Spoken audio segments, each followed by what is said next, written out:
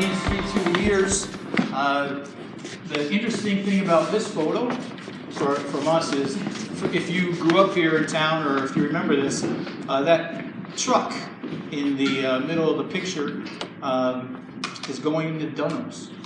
And that was, I guess, for folks, I'm not from here, but hearing people who did spend time here, that was always an event on Main Street, seeing the, waiting for the truck to actually make it through and wondering if it would get into that little alley. That was part of it.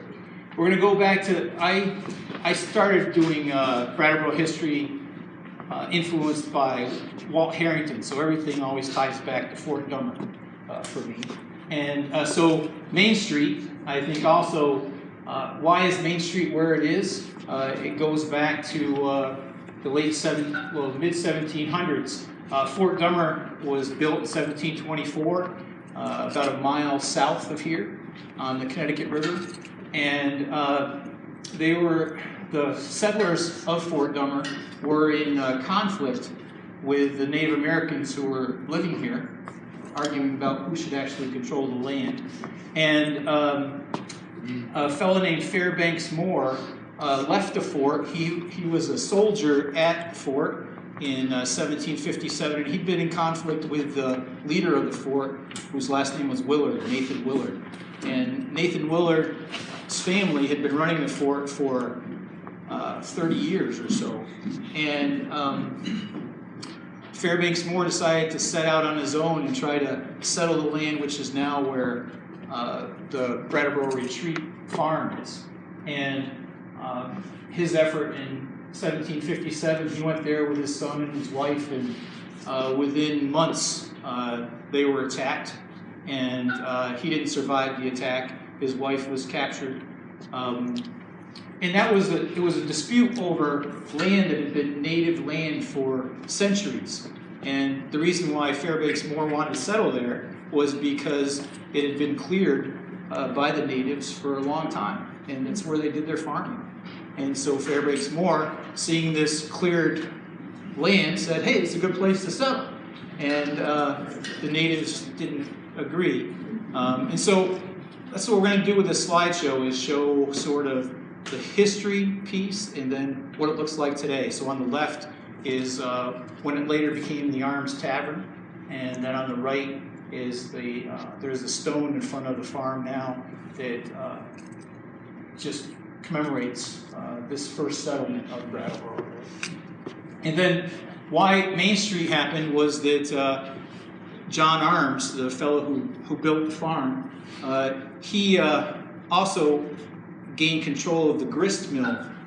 The governor of New Hampshire, Benning Wentworth, started a grist mill at Whetstone Brook. And so that stretch between the farm and Whetstone Brook is really the outline, the beginnings of our Main Street. And I guess this was just sort of before and after that. So the picture on the left is from 1853, and the houses that are in the middle. So if you look down the middle of that photo in 1853, looking down Main Street, those white buildings on top, that was in the 1850s known as Squabble Hollow. At that time, the mills had been in play for a while down along the Whetstone Brook. And so many of the workers for the mills lived up on that hill. And so one of the newspapers that was working in Brattleboro at the time was the Vermont Phoenix. And they had an interesting way of reporting activities in town.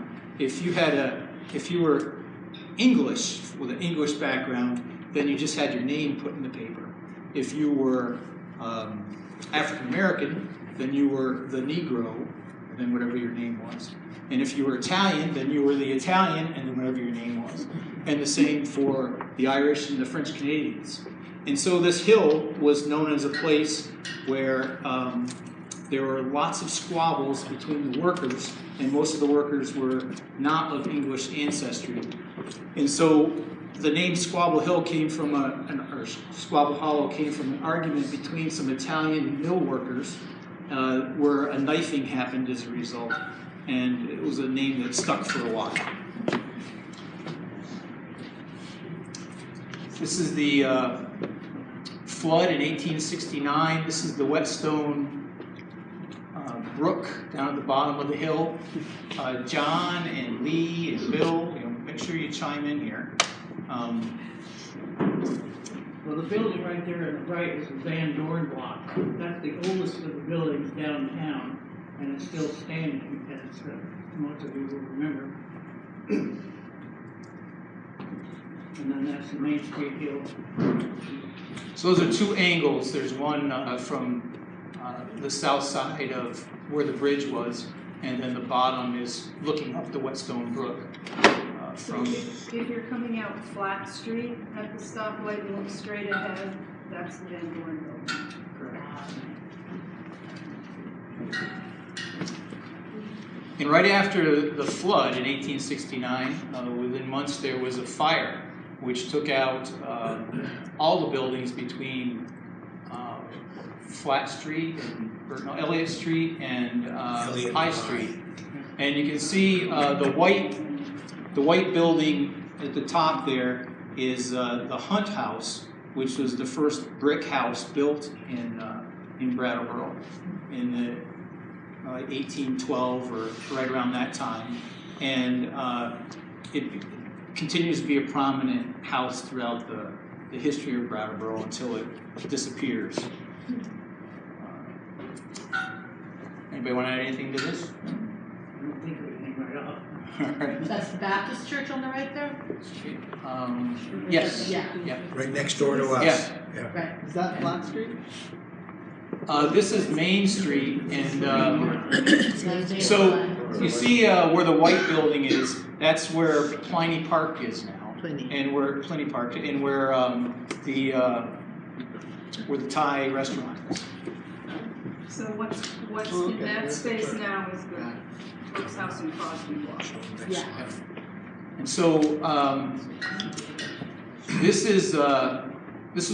so the town, the left-hand side of the town, looking up the hill, the west side of town, was pretty much done by this fire. And for about a year, the town fathers went around New England looking for financing to try to restart the town, to the infrastructure, the downtown buildings, and didn't have much luck. And so then a local guy, Edward Crosby, who made and lost a fortune and then made a fortune again in the grain and flour business, he said, he put in an order. He said, I'll buy it, and he ordered 1 million bricks. That's the part that's kind of interesting. Put in an order for 1 million bricks for the local brick makers in the area, and said we're gonna rebuild. And so he did that in 1870, and then another fella, George Brooks, who had made his money. His family moved to Chesterfield when he was like 3. And he worked his youth here in Brattleboro, and then made his money in the gold rush, not by discovering gold, but by cornering the paper market on the West Coast. And so all the legal documents that needed to be created in order to record all of the changes of people's fortunes on the West Coast, he sold all that paper. And in 12 or 13 years, he was able to retire multi-millionaire from doing that. And so he came back home, and he spent his summers here in Brattleboro, and then went back to San Francisco in the winter. And he'd gone from paper selling to also being a pretty large land mogul in that area. He started the In San Francisco, he started the trolley system. He was one of the investors in the trolley system. So that's the Brooks house. And here's where the southern end of town changes a little bit. You can see some of the changes. This is a picture from 1872. The Barrows block, Barrows Coal, is on the right. And on the left, that building was replaced a few years later in 1875. That's the Wilder building you see in the bottom picture. You can see it's a little bit taller. It follows many of the same lines, but you can see the changes. The latches certainly moved in and those sorts of things. The Barrows building in the fire, they kept the first floor and just took out the rest of it.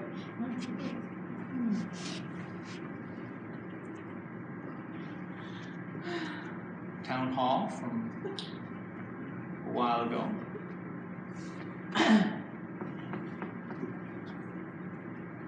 Joe was giving this presentation here at the History Center a couple of months ago, and one of the men who fought the fire, you might remember, that wiped out whichever it was, W.T. Grant or Woolworth. I never can remember. Well, one of them was wiped out, one is still there today, was here and offered some great insight into that.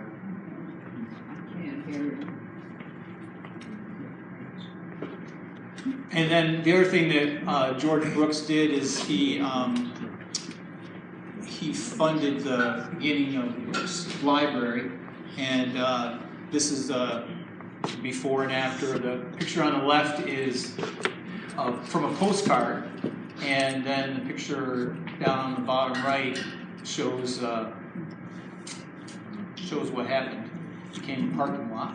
This building on the left and the post office on the right, where the library was, is now just a parking lot.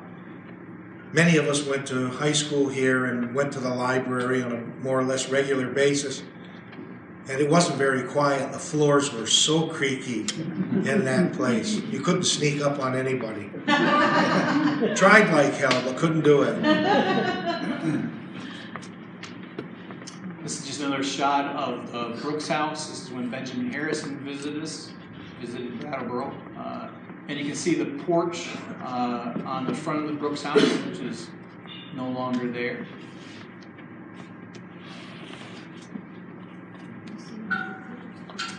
Here's a photo again, or it's actually a postcard from the early 1900s of Main Street, the bottom of Main Street. You can see the traffic as we have it today, and then what the traffic was like in 1907. Well, that's all cobblestone, isn't it? The street. Yeah. I remember that. Oh, yes. Trolley tracks. Yep. And this is a photo of the American building from 1912, and you can see there's some changes, but there's a lot of similarities there. That space was where the first store in Brattleboro was brought into play back in 1771 by Stephen Greenleaf, and his son, who was also Stephen Greenleaf, ended up one of the heroes in the Revolutionary War. And Greenleaf family certainly has stayed in the Brattleboro area. The store was built when there were only 400 folks in the whole town, and you see where things have changed since then. Also, just for perspective, 1770 is the Boston Massacre, and 2 years after this, 1773, is the Boston Tea Party. Just to give you some perspective. Is any of that original building still there?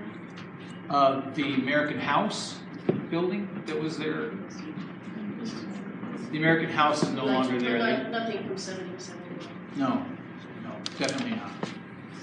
And so the original building disappeared and was replaced by the American House, which served a lot of different purposes and had additions to it, but it was a tavern, it was a store, it was a hotel. Did all those things. And this is another shot of the Hunt House, or the Hunt Hooker House, John likes to call it. And so the Hunt family, which there's the Governor Hunt House down in Vernon, and that fellow was the father of Jonathan Hunt, who ended up coming to Brattleboro in the early 1800s. And again, this was the first brick house that was built here, and that we know of. And Hunt served in the House of Representatives and was a good friend of Daniel Webster's. And Daniel Webster stayed in this house. Thomas Jefferson stayed in this house. So there's some history that was associated with what was on that place. Hunt died while he was still in office in the House of Representatives. His wife was from, and they had 4 children. His wife was from Connecticut and was not as enamored with Brattleboro as Jonathan Hunt was. And so when her husband died, she packed up the 4 kids and left, and basically didn't come back. She went on a European tour that lasted 12 years with her children, and then when she came back, she relocated in another area. And so this house has had a lot of history and a lot of changes over time. Lee, you want to talk about some of the things that operated out of the house? There was an undertaker in there. St. Michael's School used it, and just the day before it was to be torn down, St. Michael's School was using it for their, until their school was built on Walnut Street. And Why did they tear it down?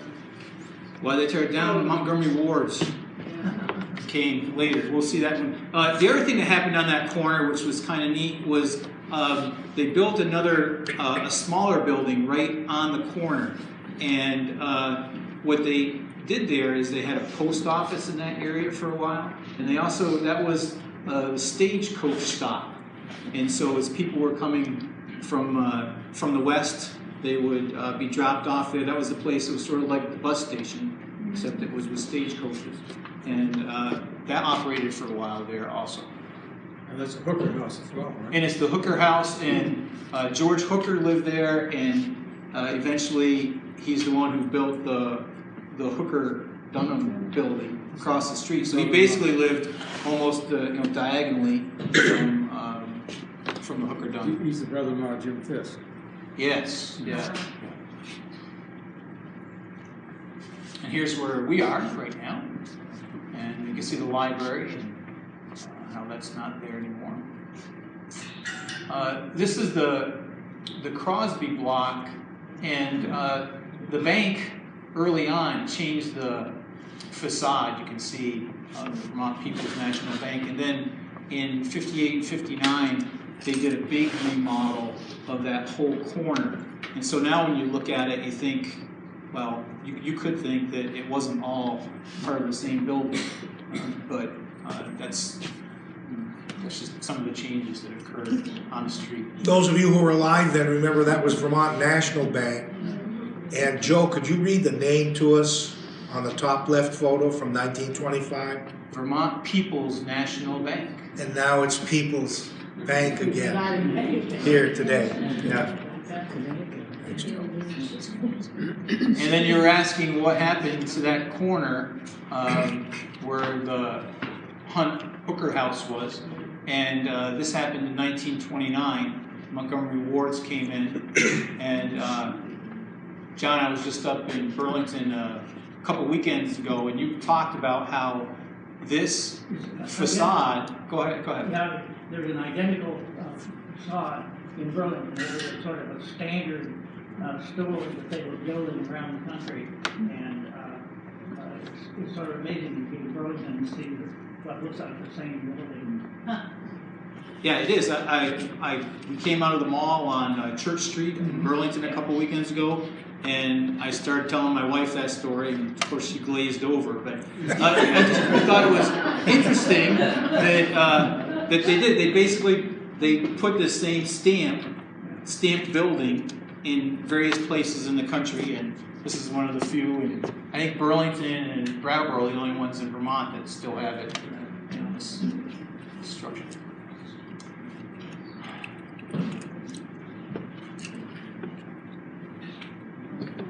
So the armory was built in the 1920s, and it was called the Brattleboro Memorial Armory and Community House or Community Hall.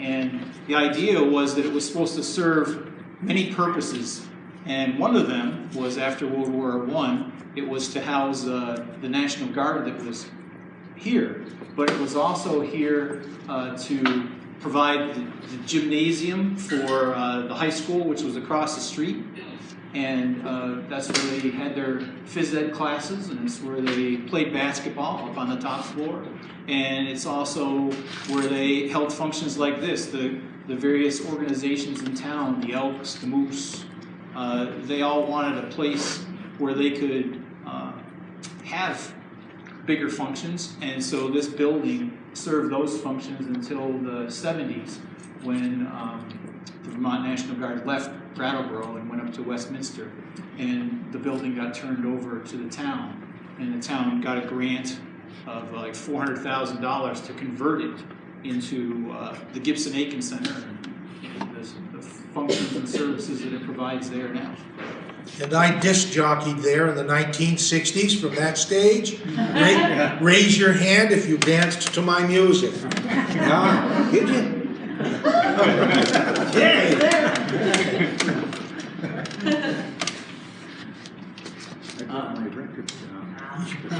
You probably did. And now we're back down to Plaza Park again. And the park itself was constructed in 1924, and that was a big debate in town at the time. The business owners in the area wanted the space to be made into a parking lot, and it went in front of the select board, and there was a few weeks of some pretty heated debate, and people brought it. What town meetings are supposed to be. People pulled up the minutes from 3 or 4 years ago and they said, remember when we said we were going to do this? And somebody had donated $500 to put a park in, and the momentum shifted in the town's people got the park as opposed to the parking lot, which the select board, you can read the minutes in the paper and you can see where it was just going to be a done deal in one meeting, and then 2 or 3 and 4 weeks later, you can see how the momentum shifted and the townspeople got what they were looking for. I think Steve Baker can tell us the person who gave the money for the park. I think his name was Hold. Yes. Holden. One of the Holdens, yeah. Yeah. And this, can anybody talk about the circuses? Anybody know anything about the circus that used to be held around here? My father claimed that he drove 10 pins over there on the island for the circus. Yeah. With a sledgehammer. Got free admission to the circus. Yeah. Pardon? My father said he fed the elephants. Oh, yeah? Whitney Mason over here is saying that her father helped feed the elephants. Yeah. Where do they have the circus? On the island, it's gone. Yeah, on Island Park. They had a flash. And there was a transition. I don't know how long it lasted, but it went from Island Park to where our high school and middle school and career center are now for a little while. That space was also used. And they went to West Brattleboro. Yep. The Russells up there, and all those kids from West Brattleboro would go up from Academy School and work it and get tickets to the Big Top for helping them put up the tents.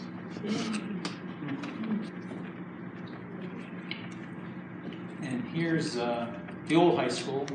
This is the second one. There was one that was there before the brick building was constructed, and it was a big old wooden building that had a big bell on the top, and the bell is actually now in the hallway of the Brattleboro Union High School auditorium.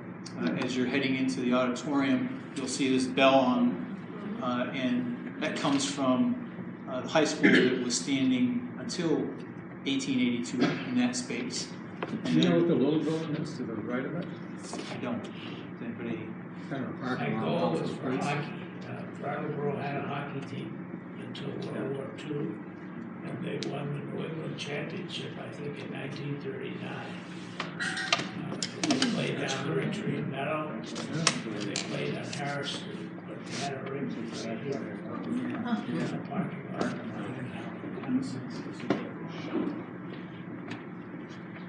Here's another shot.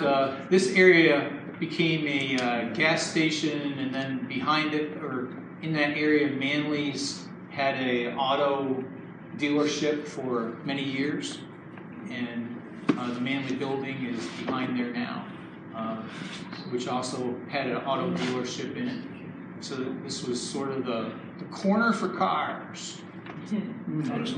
Before that was built, the town got word that they were gonna put some ugly buildings there because this was the mansion's beautiful yard.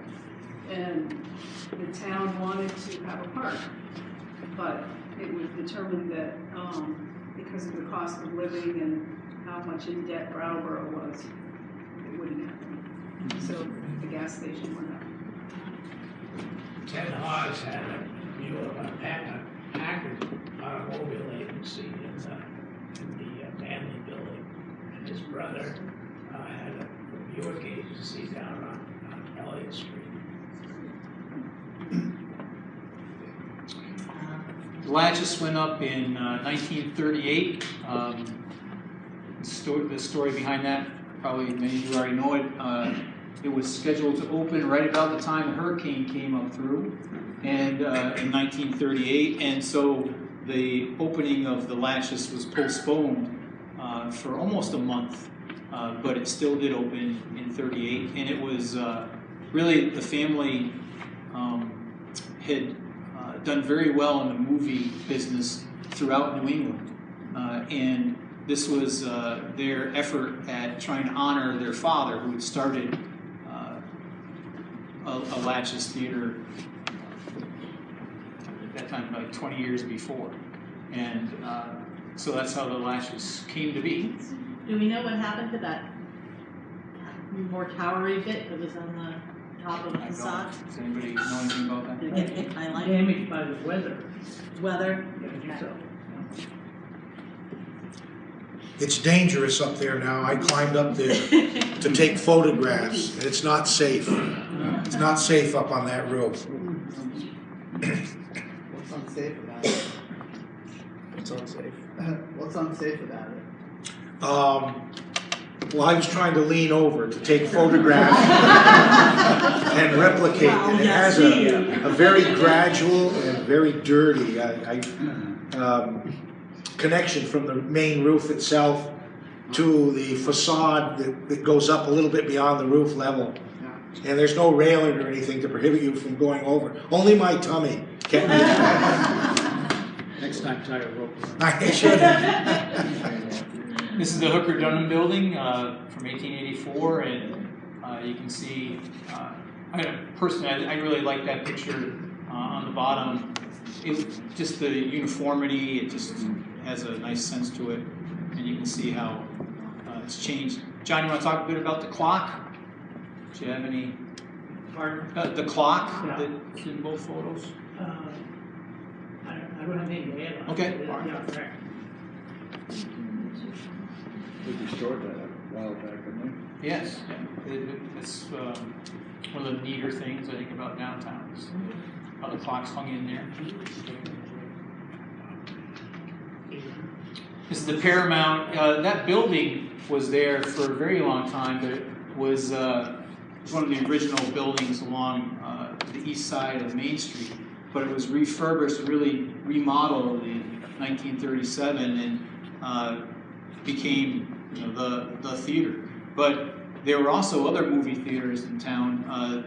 The building right next door, the town hall, sometimes showed movies, and the Latches also showed movies, and there was a movie theater on Elliott Street. So there were some different ones around town, but Paramount was And it had a fire in the 1980s, wasn't it? Yeah, we'll see that. Sorry. That's good. Didn't mean No, to that's good. spoil. No spoilers. Wells Fountain, constructed in 1890. The family that donated the land were the Carpenters. The Carpenters at that time owned the mansion that was behind where the fountain was constructed. And what's neat about that, you can see the Royal Diner, which is moved around town in some places. And the House of Flowers. And the House of Flowers, which has served a lot of different functions as well. So the mansion you're talking about is where the courthouse is now? Just so Yes, people know. yeah. Just so people know. And this is just another photo of, got the All States Cafe. I don't know if any of you remember that on the left there. In this movie that they're showing, do you remember that TV show in the 70s or 80s, Bridget Loves Bernie? Okay, well, the movie that they're showing at the Latches back in '47 was Bridget Loves Bernie was a TV show which was taken from that movie. You know how they take ideas and they work it about a Jewish boy who falls in love with an Irish girl. Some of you will remember Galanis Sports Shop over there next to the All States Cafe before it moved up to 116 Main Street, and today you can get a sandwich and a bagel there. The ballroom at Latches is now Theater 2 upstairs. Yeah. Cutler's Block back in the day with the Dutch Bake Shop, and well, Michaelman's is where the Cutler's Block is. It's where Brattleboro is today, so you can see how that shifted. Any of you remember Michaelman's?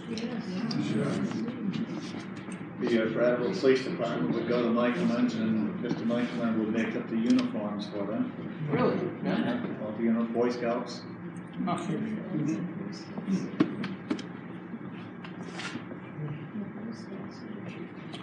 This is going to the movies back in '53. It was a big deal. Big lines, and you can see how in that building that's next to the Paramount. I don't know the story behind that. I don't know if any of you do. I think, John, you told us about that. Well, I point out that the building is gone, and Clapp, Bob Clapp had a sports shop. Bob Clapp's, Clapp Sporting Goods? Yes, yeah. Okay. It was 1 story high, the top of the building is gone, I don't know what happened to that. Mm-hmm. It became a Rite Aid pharmacy also. Wasn't that the Woolworths that burned? No.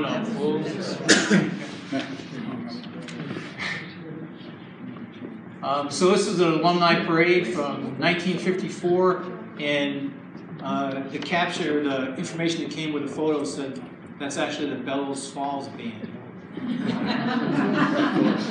Before you look at it, you think it's...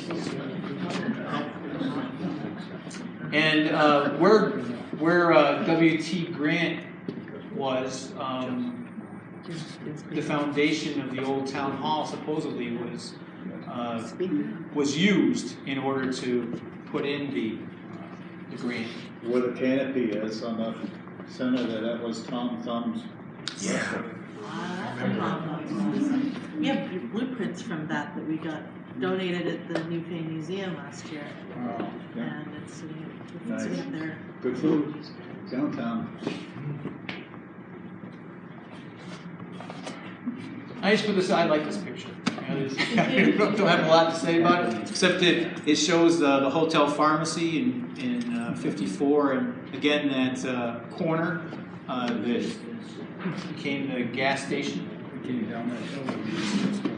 The thing I remember about that corner is that's where hunters used to bring their deer to be weighed and blood all over the place.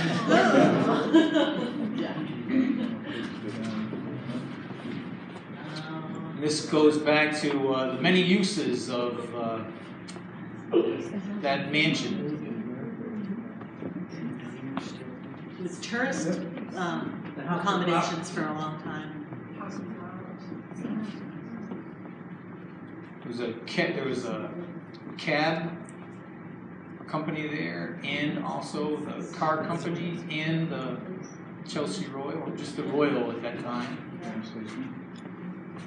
Roland Fisher ran that brewery. Yep. It's called, I think it's called Fisher Motors there. Yeah. I had a 55 Mercury convertible with a white interior. That you probably picked up there. Yes, it was $600. Wow.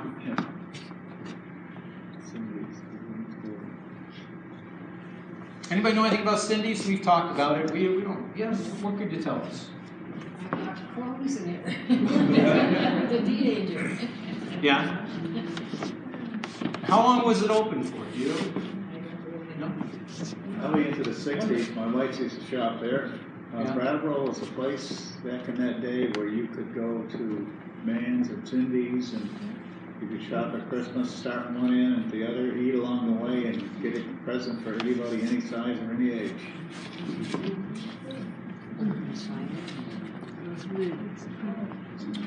Here's another place that people used to go to shop. Good and old Pearson. Called themselves Brattleboro's department store in their ads.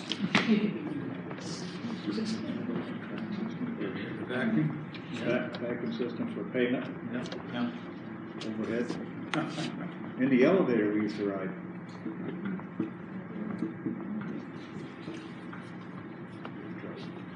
And here's when Woolworths became attached with W.T. Grant. And what it looks like today, a little different. Woolworths was the place that, I guess, burnt down. Yeah. A quick aside, when the Student Nonviolent Coordinating Committee organized a boycott of Woolworth's lunch counters because they would not serve African Americans, there was a demonstration in front of this Woolworths.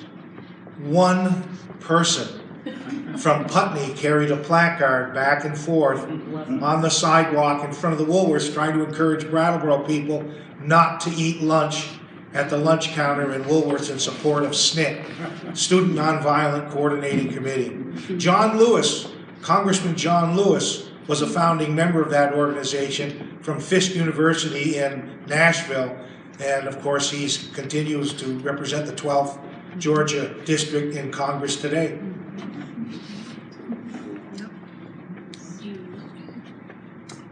Sears, not there. How long was that there for? Does anybody know? That's what from the people who were living here, they say it wasn't there very long. No one can really remember it. Joe, every time you've asked a question, the answer is, I don't remember. Are you people from here? No, we're just older than you, Bill. No, not much, not much. Well, on the right hand, you can see just a little bit of Robert's store, which was a paint store, I guess. Paint and what's it, wallpaper as well. Arthur Roberts, they later merged with Brown. Yep. Became Brown. The catalog stores. Oh, Yeah. not an actual store. Yep.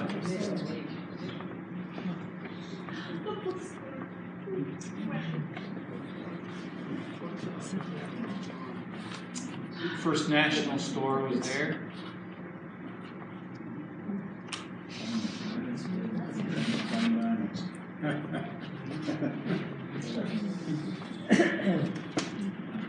Karen Davis, you're here, right? I am. Was that where Jim Lance, Dad, ran that store? Yes. Yeah. That was that one, yeah. Jim Lance ran it. Jim Lance ran it. Yes. Yeah. Well, we went to high school with Jim Lance's son, also Jim, Junior. Now this is that corner where Wells Fountain was. A photos from '71, and you can see now that section of town, they got a permit back in 1938 to put a gas station there, and so that section of town got developed again with the automobile pretty quickly. In 1988, the photo down on the bottom left, that's Madeline Cunin and The rock carver is the old guy in the middle there, is 87. And he did the, and Bob, you can help with this, Bob George. He worked on the footprint construction with granite. That's there now, is the footprint of the house that was there. Yep. That's the carpet house? Yes. Yep. And again, the fountain itself was moved back. You can see the changes. I think people were just afraid a truck was going to take it out. I don't know if trucks ever did bang into it, but that was a concern, and so it was moved back during that time. And so this was, Bill's talked about this, about how sometimes things, you see it and you think, well, things are getting worse, but this might be an example of where a part of town was actually reclaimed in a way that you feel a little bit better about it. Change the flow of traffic. Yep. Yes. Oh, yeah. The gas station was owned by Steve Davis, and Steve, I think, owned the land, but Exxon owned the station, and they wanted to do something there. Then he told them, "Well, get your station off my land." So it opened up that land to be reclaimed. And it was a effort, wasn't it the state and the town and some business folks all together? And private fundraising, Yeah. Bob Gannett, Steve Baker, and other people were involved in supporting that project. Yeah, the second Wells Fountain, was it this way further originally? Yes. That was like the second move. I don't know. I know of this one move. Was there another move before this? I Of the think fountain? the only move. It was the only move. It had been down, farther down and lower, because partly it was meant to mark to be a source of water for horses, to make a drink there. It was moved about 40 We don't need feet, that I anymore. think. My parents told me that in the 20s they used it in the shape of freshmen in high school in that fountain. Well, maybe Don't tell so. us Maybe anything. so. What we're going the wrong way. All right. There we go. This has got to be the longest sign in history. That's why we put it in here. Burlington Savings Bank in Brattleboro. That's the name of the company. It was in the Brooks house. And you can see Brown and Roberts had joined together by then.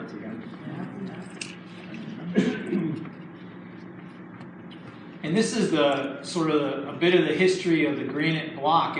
It's one of the older buildings on Main Street. It was really built in 1850, around then. And you can see 1936 up at the top, where it was Woolworths, and Fishman's was next door. And then in 84, Kishy's Fashions. Kish Fashions? Kitchens. Kishy's. I think there's an I. Kitchen. Yeah. And another jewelry store. Bernard Russell. Bernard Russell. Yeah. And then what it is today, Amy's, Miller's. Here's we're starting to come into some of Bob George's photos. This is another one. We've had a few in here. We tried to go around and replicate or duplicate the angles, but Bob has some really fancy cameras that we don't have, and so that's a nice photo that he got there at the Brooks house. And these are Bob's photos as well. This is sort of down memory lane a little bit for some of you. Some of the folks that were on Main Street at different times. Bob went around and talked with business owners in the 80s, the late 80s, and asked if they would mind being photoed. And so we have a few of those. Jim Latches and anybody remember the barber shop? Oh, yeah. All right. So where was that located? So see, that's the Van Dorn building down on the bottom of it. Is that? Yes, it's in the Yeah. basement. The basement where the tea room He used to be, and Used now to it's be. the out about, and now it's all about the Bernie Rimlard was known as the thinking man's barber. He's well educated. He used to sit in that barber chair on Sunday and read the New York Times all Sunday morning. He was very well informed.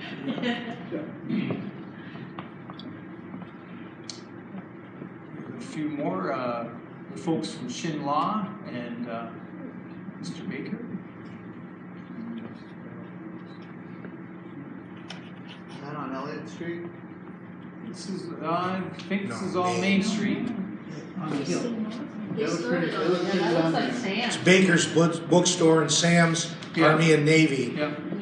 Sam's on Army bottom. and Navy, bottom right. I meant, the Shinlock people, they had a place on Elliott Oh no, Bob, do you Street first. remember? That's where they started Do you know what? Yeah. Was that Elliot to begin with when you took this photo? No, that's on Main Street. Okay. That was formerly a grocery store. Okay.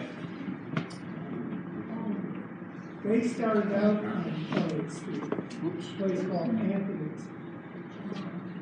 Okay. Yeah, and that's what was. Then they moved down to Main Street. Okay, that was the question. It was up front here. Yeah. Then Stoll Electric. Mr. Burrows. We have their display case here in the History Center. Stoll. Stoll Electric. Yeah. That was down in the southern part of Main Street, right? On the left-hand side, the American Building. And John, who's this fellow walking across the street? Oh, that's Ken Fisher. He was a lawyer here in town at the time. He always parked his car back to where the Dunkin' Donuts was. And there he's got his briefcase, and he just hunched over. I must have seen him walk down that street hundreds of times. My office was just right across, right behind where the picture's being taken, so I saw him come by there often. Look who that is.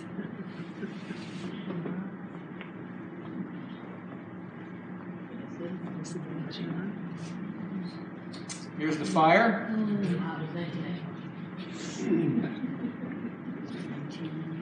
See the Rite Aid's there. Roger Katz photograph. You might tell him. I don't think It isn't Rogers. we have the one that. I thought it was a Roger, okay. We have some.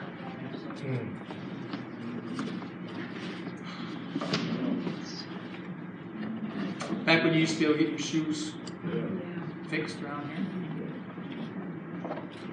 And Loop Pharmacy. Oh, is that the guy at Mocha Joe's?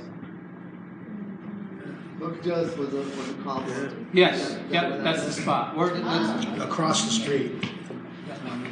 Lee? Can I just say that, one of our board members is Christian's daughter. Yes, yep. That's Patty's dad, pharmacist.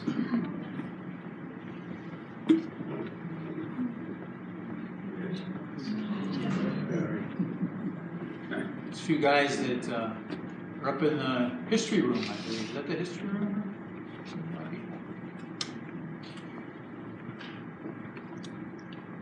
Yeah, that is the history room. And if you go up to the history room, many of the papers that have been archived and recorded have Jeff Berry and Richard Willman's fingerprints all over them, and with a lot of their writings and research that was done in the past about Brattleboro. And this is the last slide, and this is goes back to history again. Up in the top left-hand corner is John Holbrook's house. Holbrook came to Brattleboro in the early 1800s and had his house built there. His way of making money. He was one of the first people to actually use the Connecticut River as a transportation vehicle for bringing goods up and down the river. He owned flat boats, and those flat boats were brought up from Hartford, Connecticut, and down, used to be called Mill Street, it's now Arch Street. At the bottom of Arch Street was the location where the boats would dock and be unloaded, and then the goods would be brought in. And he brought things from as far away as the West Indies to Brattleboro. and got involved in trade at that level.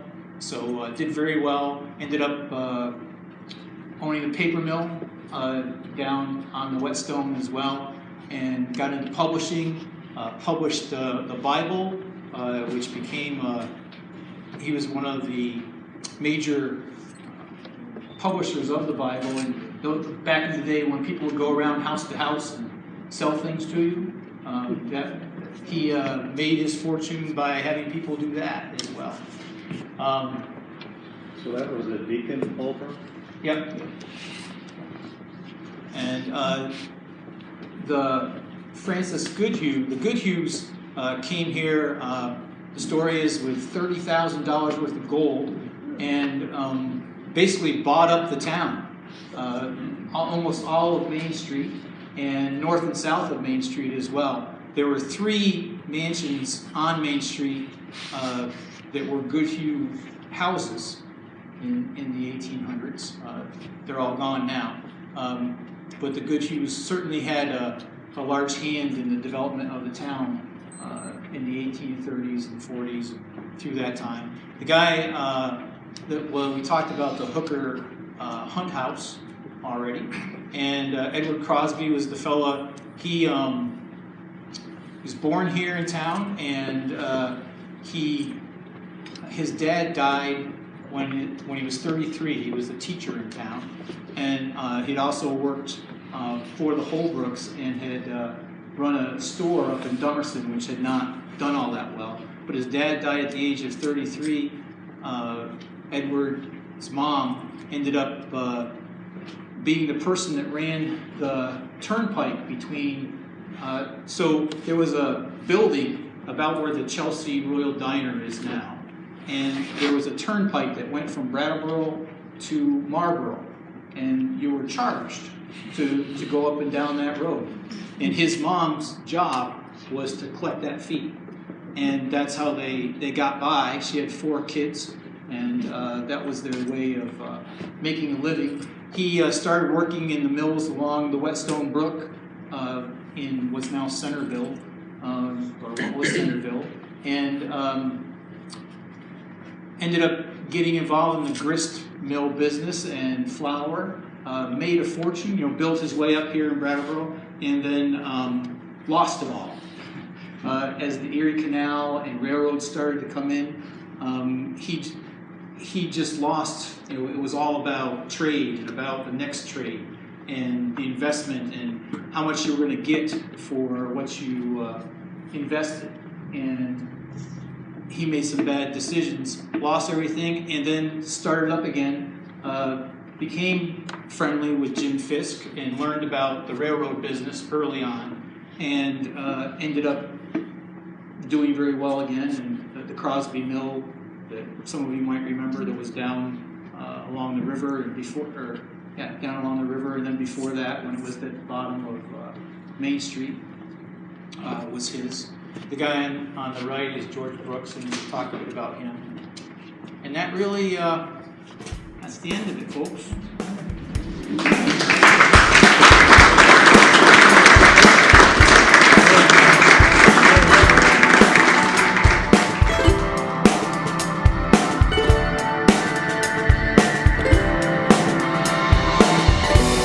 She's lost in Times Square, everywhere the air is bright.